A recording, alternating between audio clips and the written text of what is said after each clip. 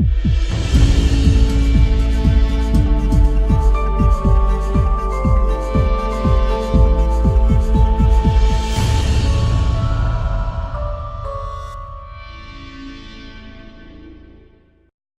Annelise Kopp. I'm with Bad Wolf Syndicate, and I'm here today talking to Emmy Bethel. Her and Ashley Cooper are running an Indiegogo campaign for Alchemy, Tearoom, Apothecary, and Acupuncture practice. Thanks for meeting with us. You're welcome.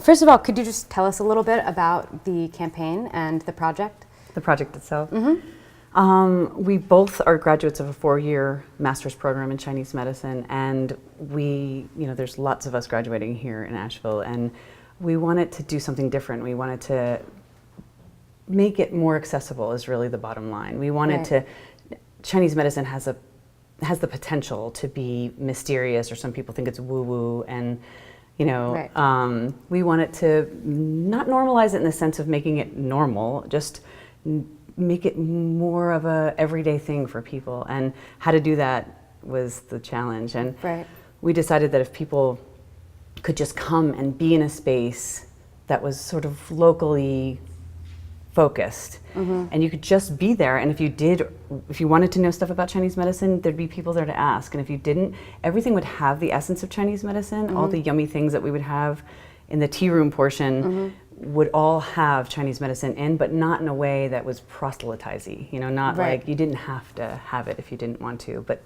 if you did, it was there. The apothecary is actually really dear to my heart. As herbalists, we're herbalists, but all of the medicines come from very far away. And while I'm not saying that I don't believe that they're fine and healthy, they're still from across the planet. And I'm not exactly fond of that part, the whole carbon footprint thing. So we have a perfect climate here for growing Chinese herbs, and that's great. So we're going to try to do an entirely domestic herbal apothecary, mostly local if we can. Yeah. So it's, I guess, about making it accessible and local. Yes. That's great. How did you choose Indiegogo as your platform? Truthfully, I think it was because of the scary part about not getting any of the money. Honestly, I have to say that was probably Also, I was under the impression that Kickstarter was mostly for the arts, that small business. I found out later that that's not true. But at the time, that was the influence that I was getting, was that you can't do a Kickstarter unless it's art-based, Interesting. Yeah, which is clearly not true now, I know that. And also, it was just like, and you can't keep the money if you, because we don't want to, our biggest fear is to open undercapitalized. And so having whatever we can get would be just helpful, know. Indiegogo offers flex funding, so if you aren't able to reach your goal, you're able to keep the funds that you generate. Whereas with Kickstarter, you have to reach your funding goal to actually get any of the money from your campaign. So that actually was one of my questions for you is how did you choose to do flex funding, and what was did you have any hesitation with that? Yeah, definitely. And now that we've been in the campaign for, I guess, almost 2 weeks. Is it really that long? Wow. It's interesting. Like I definitely can see how for the person whose campaign it is, and for the people who are potential contributors, that it's having the kind of urgency of not getting the money, I think is to your benefit, honestly. I think I really do. And so if I were to do it over, I probably would have been more brave and gone for I really think I would have. Because, obviously I don't know nearly as much about any of this as you do, but I'm learning from doing this, and it really does seem that people are like, like a little bit, like, I'm going to do that next week, or, they're not, or there's no urgency about it, Yeah, and I guess there's also the fact that as a contributor, you're definitively giving your money, regardless of how much it makes, so you have a lesser idea of what the project will be like in its fruition. Yeah, because if it doesn't necessarily meet its funding goal, you've contributed to something that's going to have to be sort of an altered version of what it is that you were curious about, which is something I actually just thought about now. Yeah. But how do you seek out supporters? And in terms of marketing, do you have a strategy behind that, or? Well, that's interesting too, because I used a couple of people's campaigns that I found that were A, successful, Right. B, I related to them somehow, and then I studied them, like what was successful about them, what did I see as, what made me want to give them money, Right. you know? And fortunately, the one that I really loved, I related so much to it, and I honestly think that like being authentic, like if you really feel what you're saying, if you really believe in what you're doing, you kind of have a leg up, period. It's Right. just the way it is. And so we didn't really know how to market ourselves at all. Right. And so we used sort of templates, you know, like this person did updates every other day, this person did updates every day. And then knowing our audience, we were concerned about overdoing it. Right. And it's a dance that I don't think we've actually mastered yet. But Right. we're using Facebook, we're doing emails, and updates from the actual campaign itself, from the campaign site, Right. from Indiegogo. Mm-hmm. In some ways, sort of to your point, the fact that you don't have a marketing background for this and weren't really decided about a strategy really helps the authenticity, because I do think that can accidentally be lost on campaigns. That when you start marketing too strongly, it loses the personal touch, which is integral to not only crowdfunding but your project. Yeah. And it's about community building, and Yeah. so that's Yeah. interesting.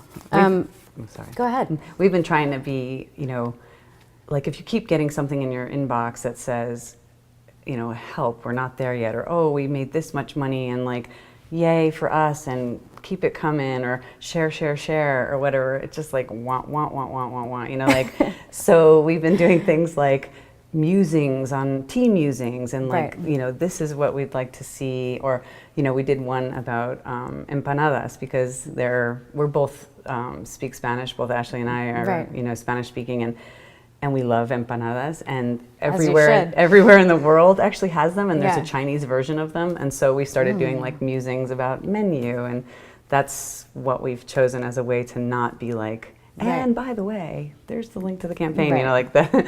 So I don't know, I hope it works. Is there anything specifically in terms of marketing that you've seen work or not work? That I definitely have seen work. You know, Yeah. I've definitely, when you feel like you're part of making something that's going to be partly yours because you're going to want to be there and you're going to want to be part of it, that I think is I don't know, it's what affects me. It's what Absolutely. makes me want to donate, you know. And so, and I think it is part of the authenticity of it, you know, participating in something, you know. Yeah. Where the ones that I don't really understand or are, I think, just products that I don't understand. Right. Really, you know, so I'm not interested in them. So Right.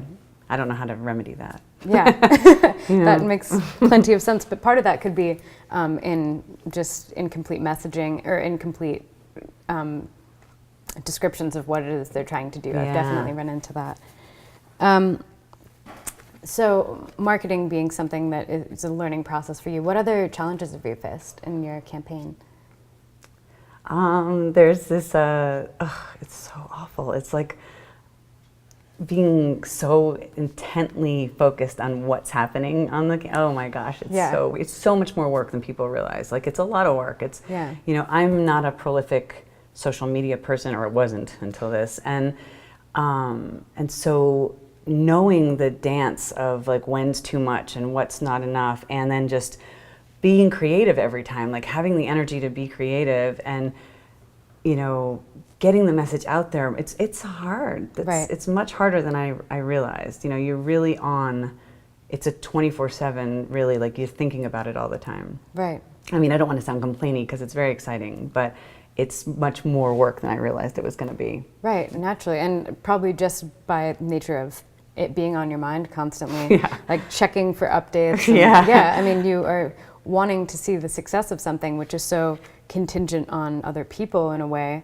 and knowing how to drive them. It's so interesting. I will say, though, that it's clear so far to me that when we do like a blast of some sort, like you know, something that feels good, like this is what we really want to say, and we put it out there, it's always when we get contributions. It's literally, it's actually, it's never been like, you know, the first day we put it out, it was definitely like we just got so much awesome feedback. People were so excited for us, and it felt like such a community. It felt really good. Right. And then, you know, it dipped a little bit after the initial wow. Right. But yeah, like when it goes out, it's kind of like a new little burst, you know. And I'm like, interesting. It's right. I can see a correlation. You know? And there's that sort of like depression that happens afterwards, and I think people start to see it on the rise, and then as soon as it, you know, the generous like excitement from the very beginning of a campaign, it's gone, it seems almost to go flat. But that's not, you know, then you see campaigns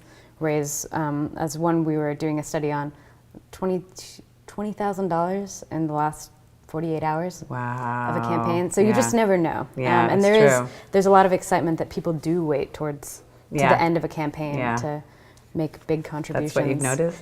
It's good. I've seen dips, and you know, it ebbs and flows, but those are definitely two patterns at the very beginning and at the very end of a campaign. Good to know. Yep.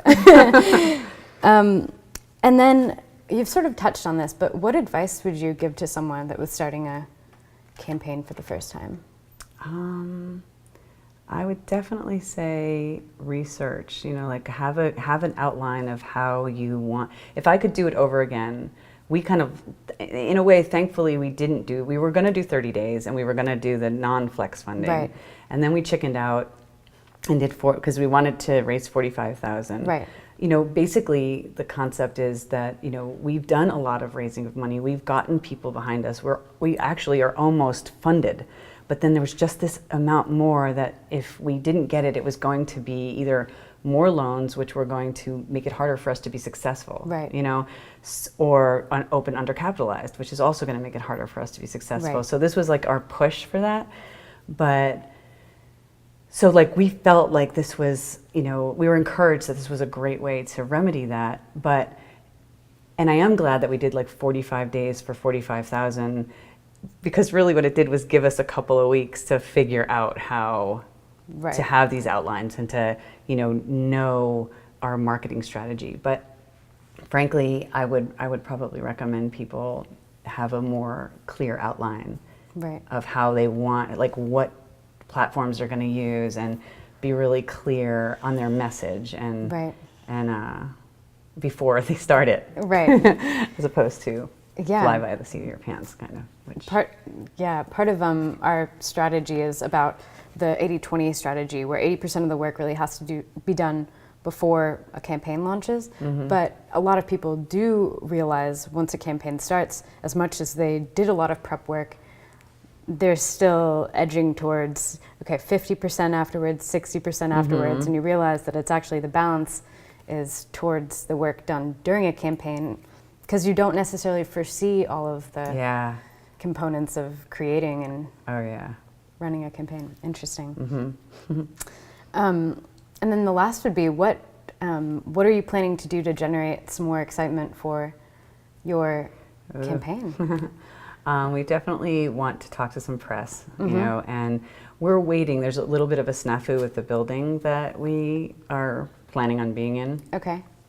So we have to make sure that snafu is gone before we before we get the local media. But that's one of the things where we were like timing it to talk to, you know, our local news media and some side fundraisers that would go toward the campaign. Cool. That's ones great. I can't talk about this yet, but that's great. Yeah. Well, thank you for talking with us, and follow the link at the end to visit her site and check out the campaign and contribute some money. So, thank you very much. You're welcome. Thank you.